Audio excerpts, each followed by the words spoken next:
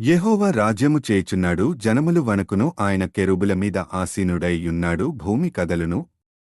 సియోనులో యెహోవా మహోన్నతుడు, జనములన్నిటిపైన ఆయన హెచ్చియున్నాడు.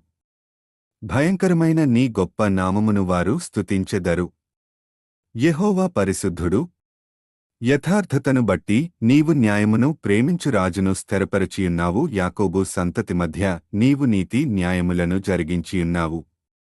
మన దేవుడైన యెహోవాను ఘనపరచుడి, ఆయన పాదపీఠము ఎదుట సాగలపడుడి, ఆయన పరిశుద్ధుడు. ఆయన యాజకులలో మోషే అహరోనులుండిరి, ఆయన నామమును బట్టి ప్రార్థన చేయువారిలో సమూయేలు ఉండెను.